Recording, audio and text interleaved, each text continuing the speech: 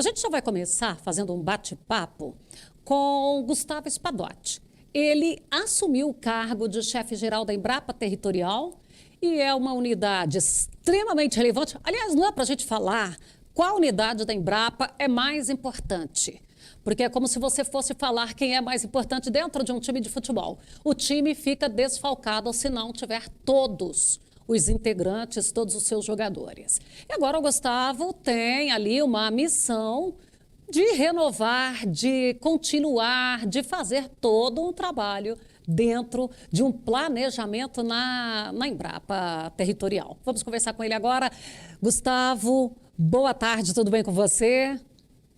Boa tarde, Fabélia, tudo bem comigo e com vocês? É um prazer estar aqui com vocês, aqui no Sucesso no Campo, estou à disposição.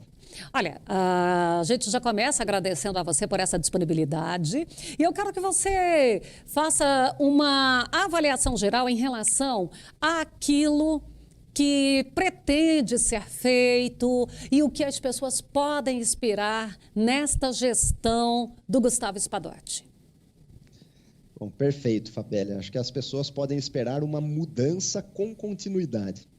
O que significa isso? A gestão anterior do nosso mestre, Dr. Evaristo de Miranda, ela passou por grandes transformações na Embrapa Territorial.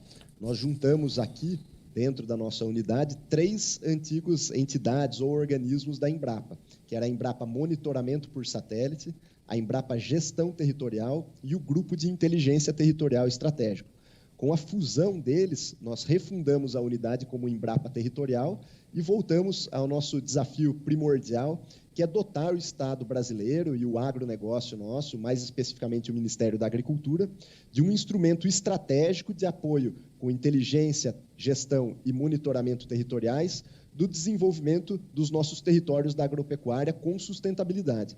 Então, esse é o nosso grande desafio, o nosso grande mote, e para isso estamos sempre conectados ao agro, conectados aos principais atores, sejam entidades de classe, sejam os próprios produtores, sejam os sindicatos rurais, sejam as indústrias de fertilizantes, as indústrias de químicos, compreender como o setor está, fazer um diagnóstico desse setor, com os principais problemas que estão sendo enfrentados, para que a gente tenha aí sim as melhores práticas, produtos e processos baseados na ciência para superar essas lacunas.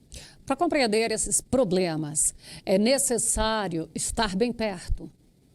É necessário estar lado a lado, mas além disso, além de estar junto, nós também temos que lançar mão de todo o arsenal possível que a ciência tem à disposição para o diagnóstico desses territórios. Então, por isso que nós utilizamos muito aqui na unidade imagens de satélite, de todas as resoluções, imagens de radar, fotografias aéreas, sejam por drones, por vantes, dados primários coletados pelos parceiros e dados secundários também, sejam eles censitários, dispersos em todos os ministérios, secretarias estaduais. Então, compilar esse imenso volume de dados é um dos grandes desafios que nós temos, sempre pensando na possibilidade de cruzamento entre eles.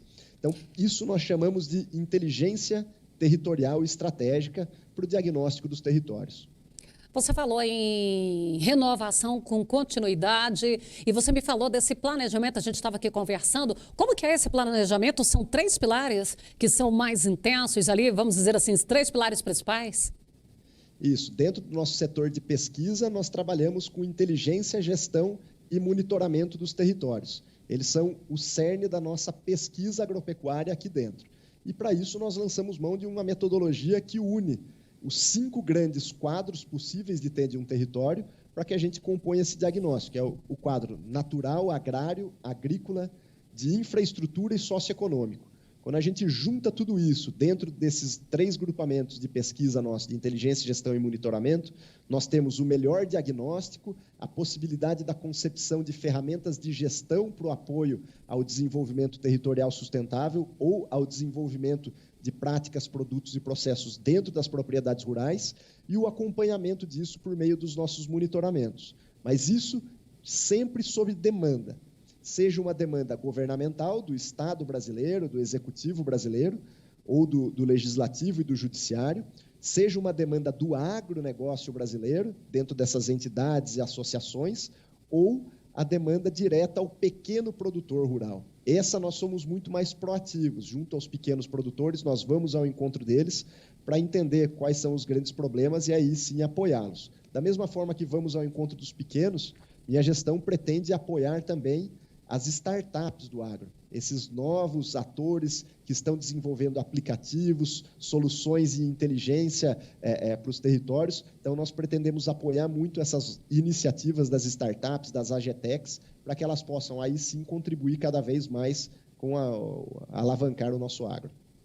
E existem algumas ações, algumas estratégias para contribuir com a melhoria da comunicação e da imagem do produtor rural, considerando que a todo momento nós somos aí bombardeados. Eu falo nós, mas eu não sou produtora, mas eu trabalho em prol do produtor. A gente conhece literalmente a realidade dele, sabe que essas conversas que saem é de pura ignorância, de desconhecimento. Existe alguma estratégia, Gustavo?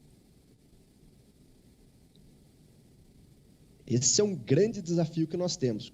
Somos uma empresa, né? Nós somos basicamente compostos por cientistas aqui na Embrapa.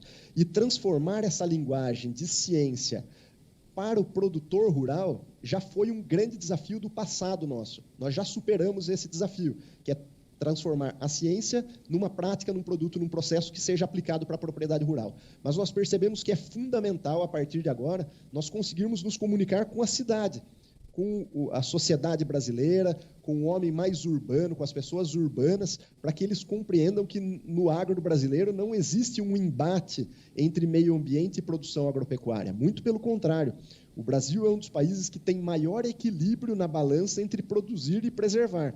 E isso é um dos grandes papéis que a Embrapa Territorial tem, e levar as melhores informações, obviamente que com metodologias robustas, métodos científicos replicáveis, não só no Brasil, mas no mundo, mas mostrar por meio de geociências e de data science que a agricultura no Brasil, a pecuária no Brasil, ela vai muito bem, obrigado, dentro da porteira, seja nos quesitos de produção e de preservação, porque temos o Código Florestal Brasileiro que deu a oportunidade ao nosso produtor de estar participando dos processos de preservação, mas principalmente da porteira para fora, porque nós precisamos acessar cada vez mais mercados e, para isso, nós temos que ter dados fidedignos para reverter uma narrativa muitas vezes mentirosa ou uma narrativa muitas vezes que denigre a imagem de um agro brasileiro por erros pontuais.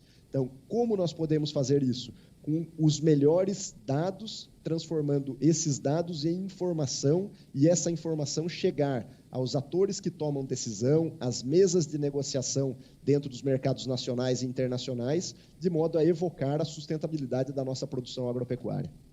E a Embrapa, a gente tem conhecimento disso, a Embrapa Territorial, ela tem dados muito específicos desse uso do território brasileiro, né? Então, quer dizer, o cidadão urbano que quiser informações, ele tem como acessar esses dados pelo site da Embrapa Territorial?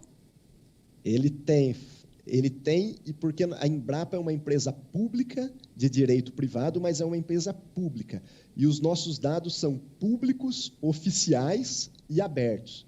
Então, se você entrar no site embrapa.br/territorial, você vai ter acesso a boa parte dos projetos de pesquisa e dos resultados que nós já tivemos dentro desses estudos, principalmente de atribuição, uso e ocupação das terras do território rural brasileiro. Então, lá, o usuário, os clientes, os parceiros da Embrapa podem acessar essas informações e verificar, por exemplo, que o Brasil hoje tem 66,3% do seu território preservado, protegido ou conservado e que, em outra parte, ele utiliza para fins agropecuários 30,2% do território.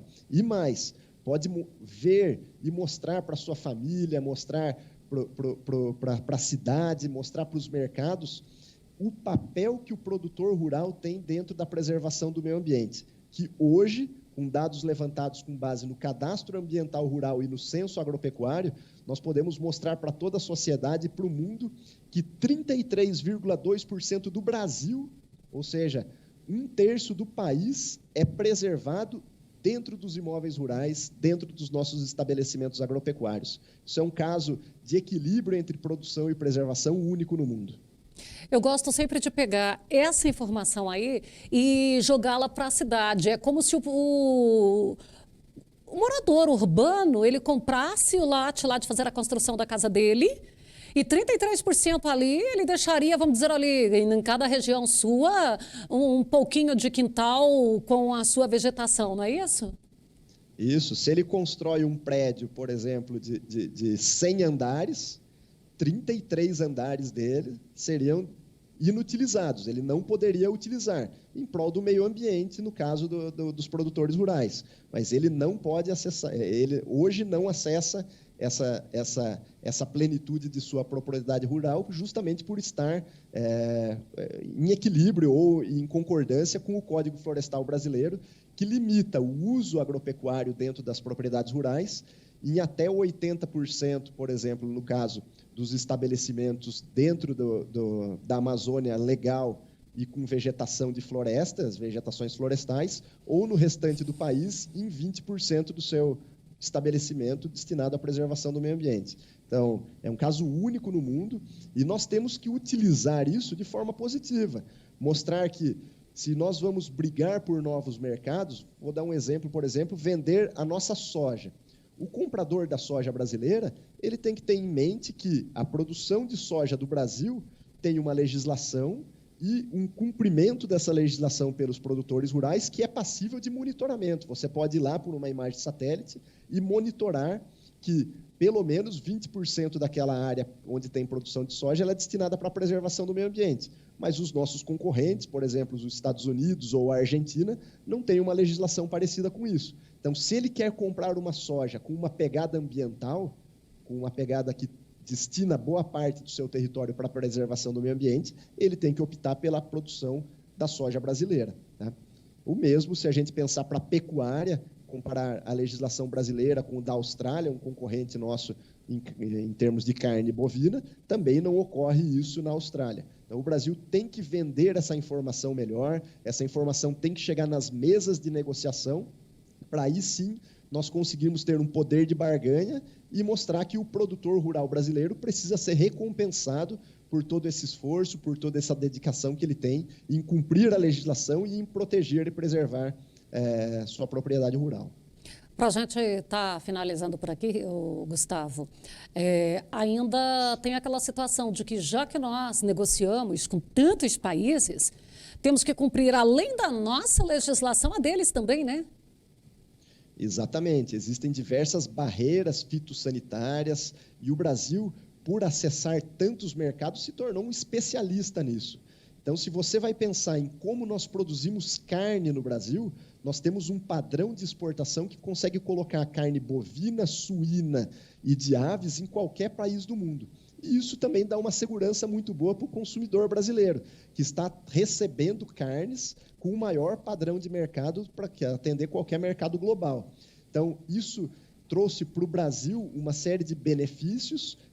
No começo trouxe entraves, claro, porque teve que ter toda uma adequação a essas exigências, altas exigências de todos os mercados, mas para o Brasil acabou sendo muito positivo, porque nos colocou num patamar de segurança zoofitossanitária muito importante. Tanto que você vê diversos países da Ásia, da própria Europa, sofrendo com a ocorrência de pragas, de pestes que podem comprometer muitos rebanhos, e o Brasil consegue controlar a entrada dessas doenças, não tendo nenhum caso mais representativo que possa comprometer nossas exportações e o nosso atendimento ao mercado interno. Então, tudo isso vem a contribuir com a segurança alimentar, não só do Brasil, mas também da mais de 1 bilhão de bocas que o Brasil consegue alimentar mundo afora por meio do excedente da nossa produção, que é exportado para diversos países. Gustavo, eu quero agradecer você por esse momento aqui conosco. Estaremos te acionando aí, você pode ter certeza, por várias vezes. Eu, particularmente, tenho um carinho muito grande pela Embrapa Territorial. Eu acho que a gente tem muitos argumentos com a Embrapa Territorial para a gente rebater esses ecochatos ou ecomaníacos que nós temos por aí, e temos que fazer isso. Então, muito obrigada, uma ótima gestão para você e para toda a equipe da Embrapa Territorial, esteja em qualquer área, em qualquer canto que estiver nesse Brasil. Muito obrigado, Fabélia. Obrigado a todos os ouvintes também. Nós estamos à disposição sempre para mostrar que no Brasil, produção e preservação andam sempre de mãos dadas, tá? Muito obrigado, um grande abraço. Obrigada.